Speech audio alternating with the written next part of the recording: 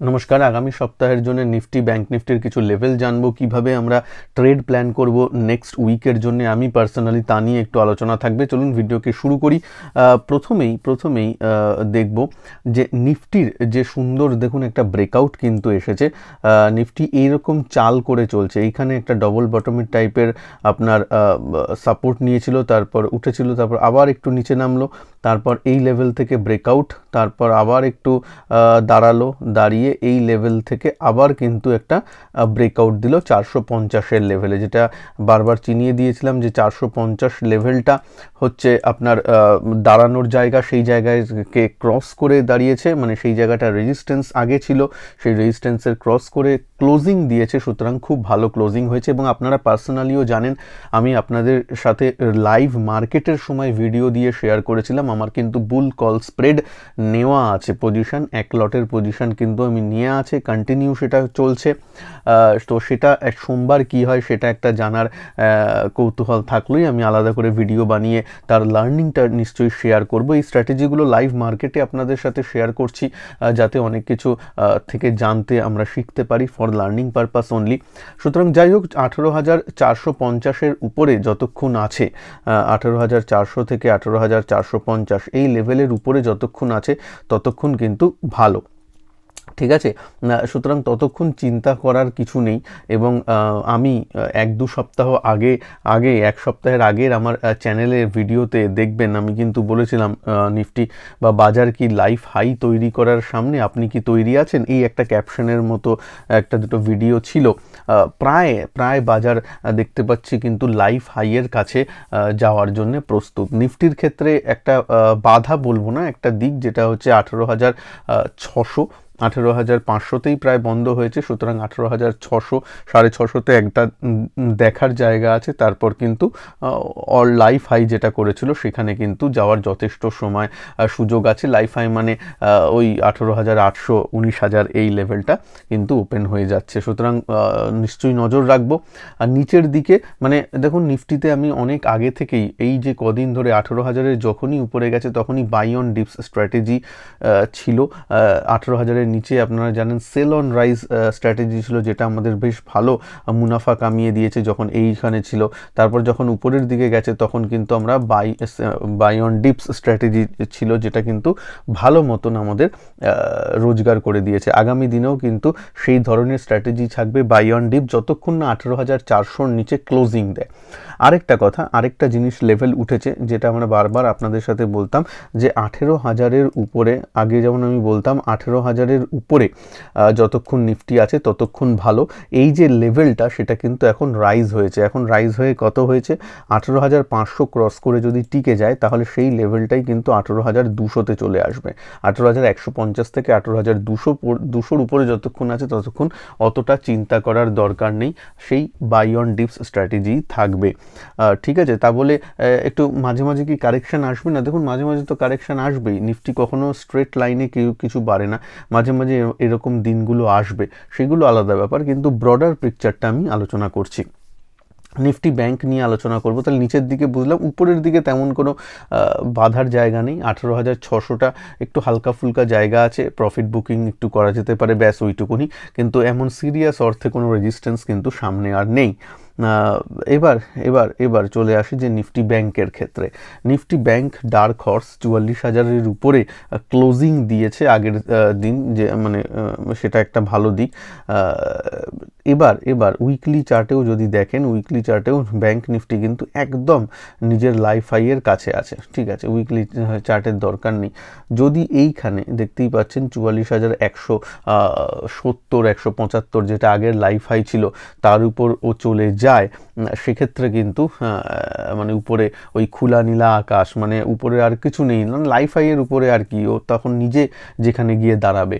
তো সেক্ষেত্রে 44,000-এর উপরে যখন উঠে গেছে তখন আর আমরা শর্টের কথা মানে আমি অ্যাটলিস্ট পার্সোনালি তো ভাববো না। আবার 44,000-এর নিচে যদি কন্টিনিউয়াসলি ট্রেড করে তখন দেখা যাবে। উপরের দিকে যদি গ্যাপ আপ ওপেন হয় বা ভালো একটা চলে, যেহেতু আমাদের ইউরোপীয় এবং আপনার ইউএস মার্কেট স্পেশালি ভালো বন্ধ দিয়েছে শুক্রবারের দিন, তাহলে তাহলে তা কিন্তু যদি বাজারে একটা পজিটিভনেস থাকে সোমবারে, সেক্ষেত্রে 44,000 লেভেলটা, 43,950 থেকে 44,000 লেভেলটা হবে ব্যাংক নিফটিতে ইম্পর্টেন্ট সাপোর্ট জোন। তার উপরে যতক্ষণ আছে ততক্ষণ ঠিক আছে, শর্ট দুমদাম করে বসবো না। হ্যাঁ, কেননা বুলিশ মানে বুলিশ ফেজে দুটো সেক্টরই আছে, সুতরাং দুমদাম শর্ট করার কোনো দরকার নেই।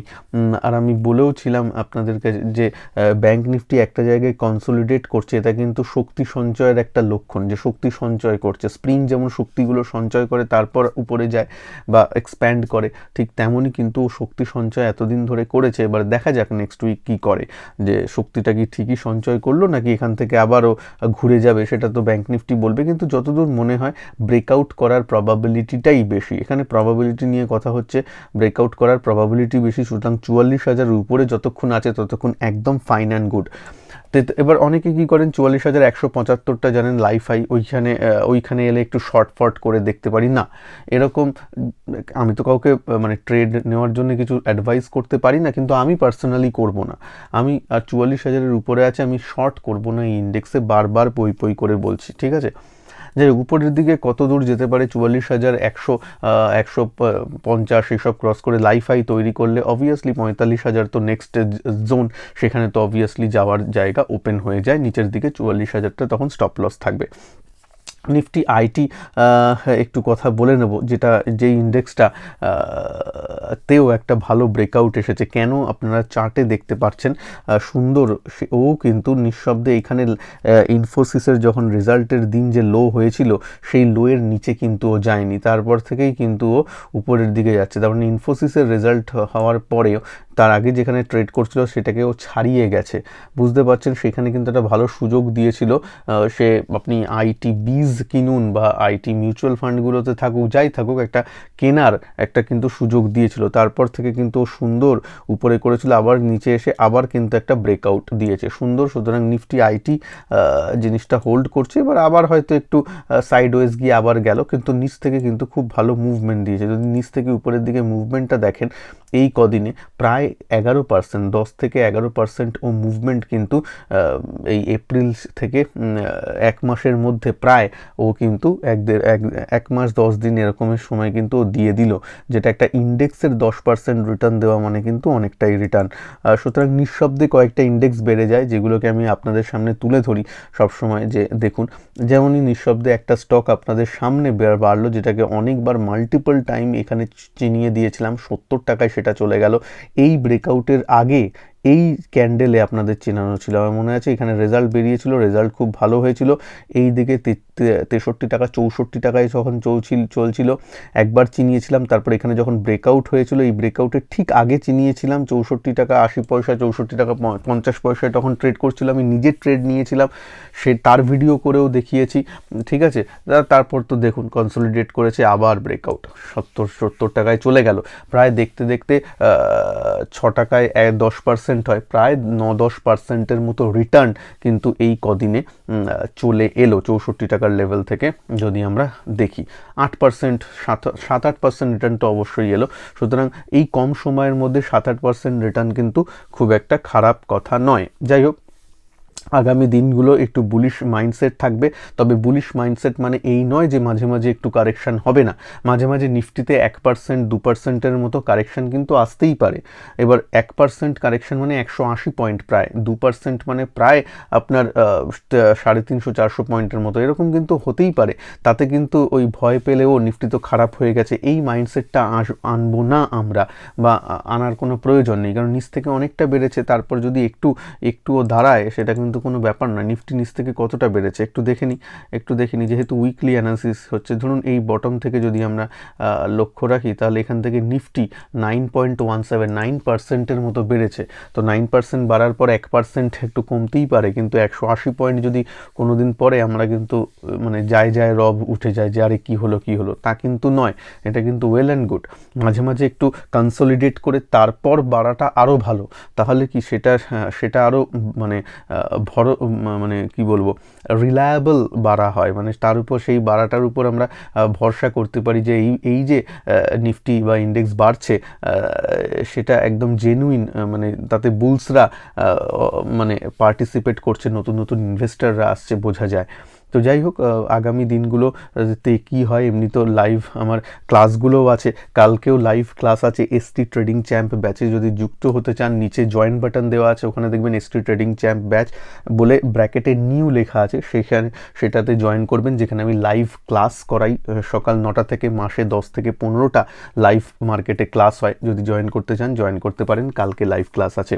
তো ভালো থাকবেন সবাই, আর ভিডিওকে ভালো লাগলে লাইক শেয়ার অবশ্যই করবেন। আজকের ভিডিওটা বেশি বড় করলাম না, দেখা যাবে। বুল কল স্প্রেড আছে, অ্যাজ আ ডিসক্লেমার আমি বলে যাচ্ছি আপনাদের সাথেও শেয়ার আছে, ওই ভিডিওটা দেখে নেবেন।